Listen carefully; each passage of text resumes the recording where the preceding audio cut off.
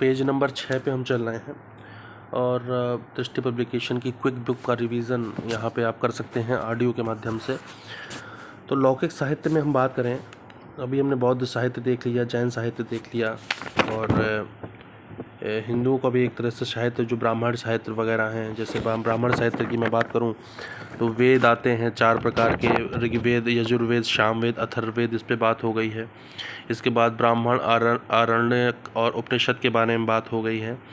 वेदांग तथा सूत्र के बारे में बात हो गई है। महाकाव्य के बारे में बात हो गई है। पुराण के बारे में बात हो गई है। तो इस बाद एक लौकिक साहित्य आता है। तो लौकिक साहित्य के अंतर्गत ऐतिहासिक एवं अर्ध ऐतिहासिक ग्रंथों तथा जीवनियों का विशेष रूप से उल्लेख किया गया है। ऐतिहासिक रचनाओं में अर्थशास्त्र का विशेष रूप से उल्लेख है।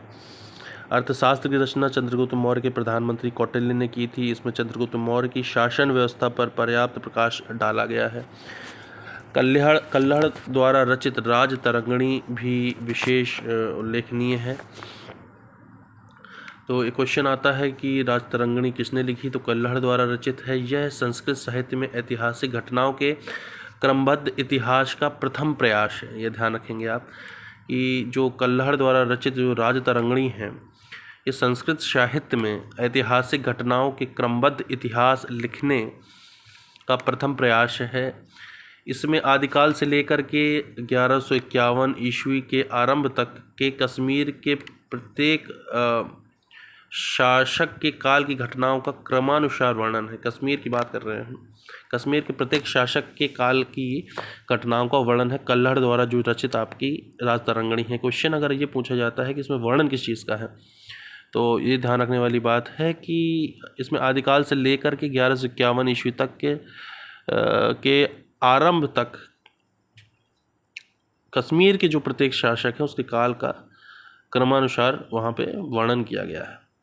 अर्ध ऐतिहासिक रचनाओं में पाणिनि की अष्टाध्यायी, जो अष्टाध्यायी लिखी है वो पाणिनि ने लिखी है। और कात्यायन की वर्तिका, ये क्वेश्चन पेपर में आते हैं मैच करने के लिए। पतंजलि का महाभाष्य, पतंजलि का जो है महाभाष्य।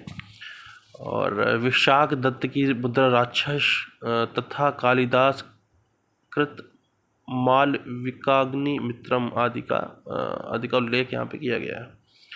तो इसको हम फिर से एक बार देखते हैं। अर्ध ऐतिहासिक रचनाओं में जो पाणिनि की अष्टाध्यायी है, तो पाणिनि कौन से लिखी है, अष्टाध्यायी लिखी है। कात्यायन ने लिखी है वर्तिका, कात्यायन की वर्तिका है, कात्यायन की वर्तिका है।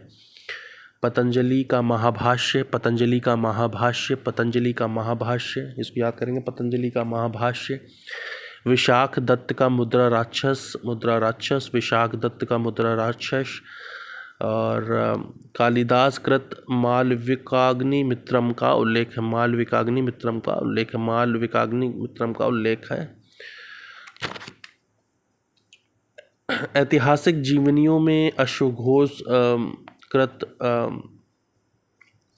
बुद्ध चरित, तो अश्वघोष की जो है बुद्ध चरित है।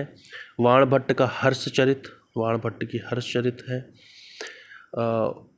वाकपति का गौडवहु, विल्हड़ का विक्रमांक देवचरित, संध्याकर नंदीकृत रामचरित, हेमचंद्रकृत कुमारपाल चरित, जयानक कृत पृथ्वीराज विजय, विशाख दत्त का देवी चंद्रगुप्त, याद रखना है, विशाख दत्त का देवी चंद्रगुप्त। नय चंद्र सूरी का हमीर का महाकाव्य, सोमदेव सूरी का नीति वाक्य मृत आदि इसमें महत्वपूर्ण है। अब कुछ महत्वपूर्ण जो है साहित्यिक रचनाएं हैं उस पर हम सीधे सीधे बात कर लेते हैं और याद भी कर लेते हैं उनको। अगर मैं बात करूं, एक रचना है अष्टाध्यायी, तो अष्टाध्यायी किसने लिखी है, पाणिनि ने लिखी है, पाणिनि ने। ये विशेष तथ्य क्या है, इसका व्याकरण का ग्रंथ है।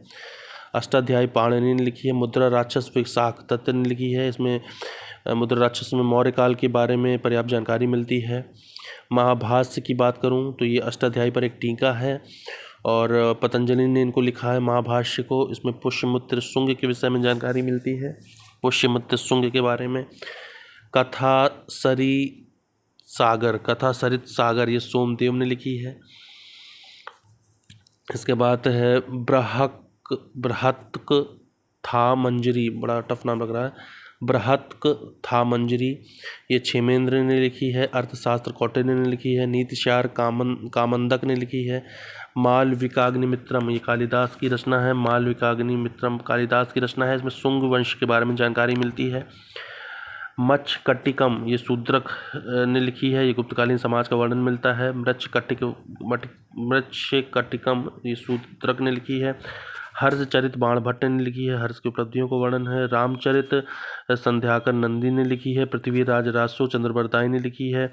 राज तरंगली कल्हड़ ने लिखी है, जिसमें कश्मीर की राजवंशों का क्रमबद्ध वर्णन मिलता है। अब इसके बाद का चैप्टर है विदेशी साहित्य और विदेशी यात्राओं का वर्णन। ये हम नेक्स्ट ऑडियो में कवर करते हैं।